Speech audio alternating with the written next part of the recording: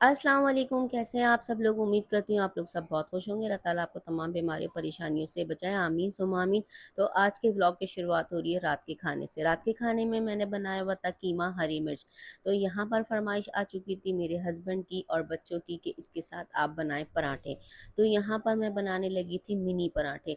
अच्छा, ये कीमा हरी मिर्च के साथ बहुत ज़बरदस्त लगते हैं और मेरे घर में ये बहुत शौक से खाए जाते हैं। वैसे तो हर बार मैं अपनी फैमिली की फरमाइश पूरी ही करती हूँ, लेकिन आज स्पेशली उन्होंने इसके साथ फरमाइश की थी। अक्सर जब भी ये बन रहा था ना तो तंदूर की रोटी आ रही थी, क्योंकि कुछ मसले और तबीयत की वजह से मैं बना नहीं पा रही थी। तो आज मैंने तय किया चले आज इन लोगों की ये ख्वाहिश पूरी कर देती हूँ। तो यहाँ पर मैं बनाने लगी थी जल्दी जल्दी से पराठे। तो यहाँ पर अभी मैंने पहला ही पराठा डाला था, तो वो पहला पराठा जो है ना आकर मेरी बच्ची ने तंग करना शुरू कर दिया था कि मुझे बना कर दे दें, छोटी वाली जो मुझे बहुत ज़्यादा भूख लग रही है।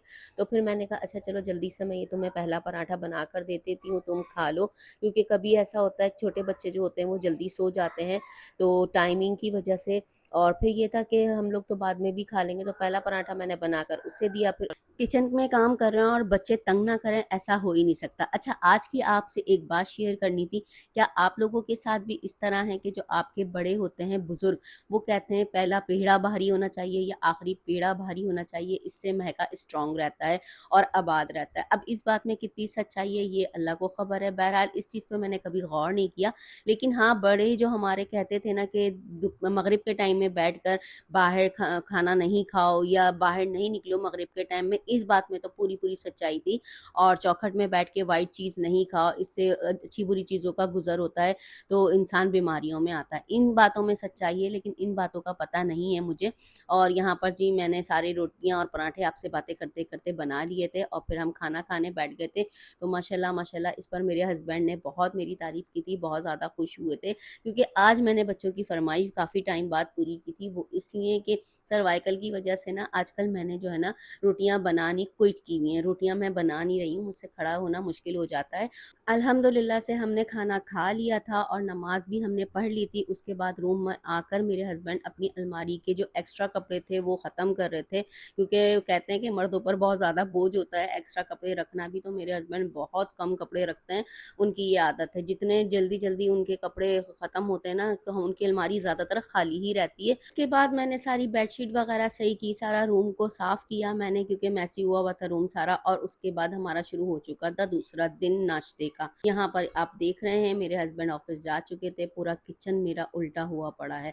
ये सुबह का उल्टा है, ये रात का उल्टा हुआ हुआ नहीं है, क्योंकि मैंने सारी चीज़ें फ्रिज में से निकाल के खाली की हुई थी। तो मैंने कहा अब एक ही दफ़ा ही सारे बर्तन धोंगी। अभी फ़िलहाल मैं बनाने लगी हूँ नाश्ता। हम 2 से 3 टाइम नाश्ता करते हैं। आप ये देख रहे हैं, पहले मेरे हस्बैंड करते हैं 8 बजे करीब, फिर उसके बाद मेरे बच्चे करते हैं, फिर मेरी छोटी बेटी उठती है, वो नाश्ता करती है। मतलब मेरा मसरूफ़ियत का दिन इसी तरह से ही गुज़रता है। तो अभी मैं बना रही थी अपने बच्चों के लिए, क्योंकि वो जाने वाले थे, तो साथ में मैंने भी नाश्ता कर लिया था। बहुत ज़्यादा लेट नहीं करती, क्योंकि कभी-कभी ऐसा होता है ना अगर हस्बैंड के साथ नाश्ता कर लो, तो बच्चे देर से उठते हैं, आँख लग जाती है, तो इस वज़ह से मैं भी सो जाती हूँ। तो फिर एकदम से जो है ना मैदे पे असर पड़ता है, तो उससे बदहज़मी और अजीब-सी फ़ीलिंग होनी शुरू हो जाती है, मतली वग़ैरह। तो इस वज़ह से मैं उनके साथ बहुत कम नाश्ता करती हूँ। तो ये मैं बच्चों के साथ नाश्ता कर रही थी। यहाँ पर मैं ऑमलेट बना रही थी हरी मिर्च वाला, और ये था कि बच्चे से जल्दी-जल्दी खा लेंगे। और आजकल बच्चों ने जो है ना ऑमलेट और अंडे वग़ैरह जो है ना बिल्कुल ही खाने बंद किए हुए हैं, जब से उनका दिल ख़राब हुआ है। कोशिश करती हूँ लेकिन खा लें, क्योंकि प्रोटीन होता है, तो इस वज़ह से। बच्चे खाना पसंद नहीं करते, अक्सर ये ख़त्म नहीं हो पाता, बच जाता है, तो फिर मैं अपनी छोटी बेटी को दे देती हूँ इसमें से सारी हरी मिर्चें वग़ैरह निकाल कर, वो जब उठती है तो। वैसे तो कोशिश मेरी यही होती है कि जो उस टाइम का जो नाश्ता है ना, खाना एक्स्ट्रा नहीं बचे, क्योंकि खाने का बहुत ज़्यादा ज़िया करना गुनाह है। क्योंकि इसी के ही लिए तो हमारे जो घर वाले हैं कमाने के लिए भाग रहे हैं, रोज़ी-रोटी के लिए। अब उसी रोज़ी-रोटी को हम जो है ज़ाया करें, भूसी टुकड़ों में डाल दें, तो ये तो गुनाह है ना, अल्लाह भी तो नाराज़ होता है ना। और फिर उसके बाद मेरा नाश्ता बन के तैयार हो चुका था, यहाँ पर मैं निकालने लगी थी चाय, और मेरे साथ ये देखिए हरकत क्या हुई, मुझे पता ही नहीं कि मेरे बाउल का जो है ना पेच ढीला हो रहा है। जैसे ही मैंने उसके अंदर डाला वो स्लिप हो गया। ऐसी हरकतें हमेशा मेरे साथ हो जाती हैं। और यहाँ पर जल्दी-जल्दी से मैंने चाय निकालने की कोशिश की थी, तो मैंने कहा चाय निकाल कर नाश्ता करूँ। कुछ इनमें से चाय पी लेते हैं, कुछ इनमें से चाय नहीं पीते, छोड़ देते हैं। असल में चाय खुश्की बहुत ज़्यादा पैदा करती है ना, तो इसमें मेरी एक बेटी जो है वो चाय नहीं पीती है और यहाँ नाश्ता मैं लगा चुकी थी। आजकल मैंने नाश्ते के बाद जो है ना ब्लैक कॉफ़ी पीनी शुरू कर दी है। इसके बारे में मैंने पढ़ा और सर्च किया तो पता चला ब्लैक कॉफ़ी जो है एक ड्रिंक नहीं बल्कि एनर्जी और फ्रेशनेस का एक बेहतरीन सोर्स है। ये फोकस को बेहतर बनाती है, ये मेटाबॉलिज्म को सपोर्ट करने और वर्कआउट परफॉर्म्स को इम्प्रूव करने में मददगार साबित हो सकती है। बेहतरीन नतीजे के लिए इसे बिना क्रीम, चीनी और दूध के हद से ज़्यादा ना पिएँ, क्योंकि ये एक्स्ट्रा पीने से नुकसान भी कर सकती है।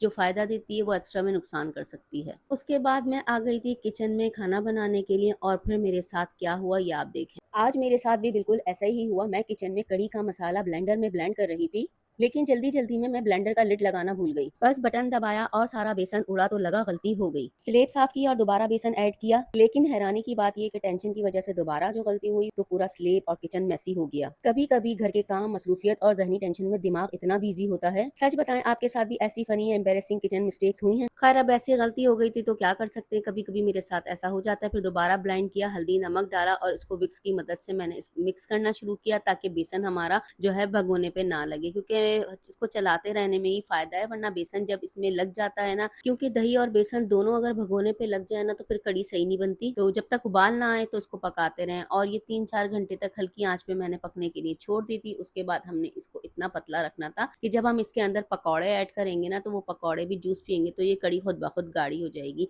असल में ये मेरे ससुराल की रेसिपी जो मेरी सास ने मुझे सिखाई थी और उसके बाद यहाँ पे मैंने पकोड़ों का बेसन घोल लिया था सारे मसाले डालकर, क्योंकि ये मसाले वाले पकौड़े मेरे ससुराल में बनते हैं। मैं उसी तरीके से ही कढ़ी बनाती हूँ, क्योंकि जब लड़की शादी होकर आती है तो मैके का सब कुछ भूल जाती है, क्योंकि ये कहते हैं ना दिल का रास्ता तो पेट से होके गुजरता है, तो जब दिल का रास्ता पेट से होके गुजरे तो फिर हमें क्या ज़रूरत है किसी से पंगे लेने की। फिर वो शौहर के और ससुराल वालों की मर्ज़ी से चलने लगती है। पता नहीं ऐसा क्यों होता है यार, पाला-पोसा माँ-बाप ने होता है तो कुछ तो उसके मैके का भी होना चाहिए ना, पर इस तरह नहीं होता। फिर लड़की को भी कॉम्प्रोमाइज़ इसीलिए करना पड़ता है, नहीं भई रहना यहाँ पर है तो फिर इन्हीं के तरीके से चलना होगा, बिला फ़िज़ूल लड़ाई झगड़े मोल लेने से तो बेहतर है बंदा उसी तरह चलना शुरू कर दे जैसे ससुराल वाले चला रहे हैं। और फिर बाकी अपने पेरेंट्स का भी सोच रही होती है, तो इस वजह से फिर हमको वही चीज़ अपनानी पड़ती है और ये जो है ना माँ-बाप की तरबियत का नतीजा होता है कि बेटा जिस तरह आपको आपके ससुराल वाले जिस रंग में भी डालें ना, आप उस तरह ढल जाना। तो यही हमारे पेरेंट्स की भी तरबियत थी, तो इस वजह से मैंने पूरा एक्सप्लेन किया, कहीं आप लोग ये सोचें लो भई मैके से आई है और सारा मैके का भूल गई, ससुराल का अपना लिया। तो इस वजह से मैंने आपको सारा एक्सप्लेन किया है। बस यही वजह होती है कि मैके की इज़्ज़त और मान रखने के लिए लड़कियों को